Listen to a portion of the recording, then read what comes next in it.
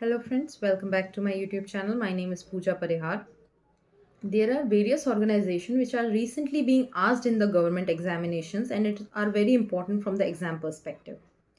So कई बार इन organisations को हम पढ़ के नहीं जाते और इनके रिलेटेड क्वेश्चंस आ जाते हैं और हमें ये पता नहीं होता, तो इसलिए ज़रूरी है कि हमें इनके बारे में बेसिक सी जानकारी हो। तो आज हम वैसी ही एक ऑर्गेनाइजेशन को डिस्कस करने वाले हैं। हाल क्योंकि ये वाली ऑर्गेनाइजेशन आजकल बहुत ही न्यूज़ में चल रही है। आपने देखा होगा रशिया और यूक्रेन क्राइसिस जब से हुआ है, तब से इस ऑर्गेनाइजेशन का जिक्र आपने कहीं ना कहीं तो सुना ही होगा। तो आज हम जो ऑर्गेनाइजेशन डिस्कस करने वाले हैं उसका नाम है ओपेक।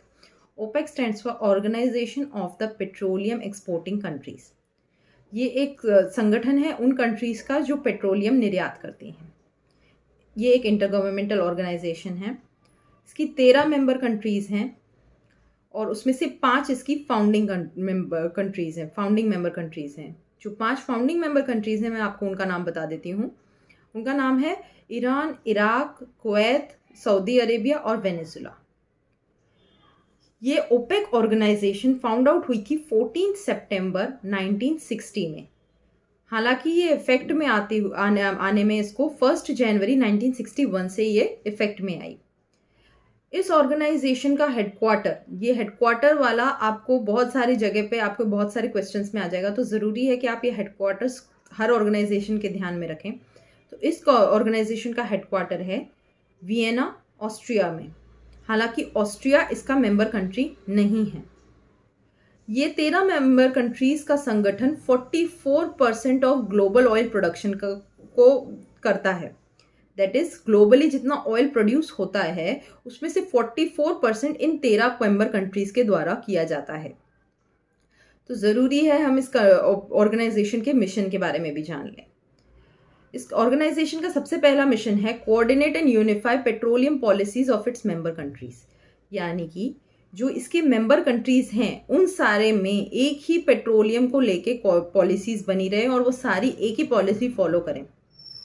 दूसरा इसका मिशन है ensure stability in oil market. आपने देखा होगा ऑयल एक नॉन रिन्यूएबल रिसोर्स है और इसलिए उसमें बहुत ज़्यादा फ्लक्चुएशंस आपने देखे होंगे उसकी प्राइस में। हमारे यहाँ पे भी क्रूड ऑयल मतलब कई बार पेट्रोल की प्राइसेस बहुत फ्लक्चुएट होती हैं। तो ये ऑर्गेनाइजेशन का, इस संस्था का काम ये है कि एक स्टेबिलिटी बनी रहे ऑयल पेट्रोलियम मार्केट में, कि बहुत ज़्यादा प्राइस में फ्लक्चुएशन ना आए। इसका एक और मिशन ये भी है कि safety and regular supply of petroleum to its consumers. यानी कि इसका एक और मिशन ये है कि एक रेगुलर सप्लाई बनी रहे, क्योंकि ये नॉन रिन्यूएबल रिसोर्सेज है और कभी भी ख़त्म हो सकती है। तो इस संगठन का काम है कि एक सप्लाई चेन बनी रहे, इसलिए ये काम करता है। और एक और इम्पॉर्टेंट मिशन इसका ये भी है कि इसको अपनी जो इसमें जो मेंबर कंट्रीज़ हैं उनके लिए, जो प्रोड्यूस कर रही हैं उनके लिए एक इनकम जनरेशन का काम करें।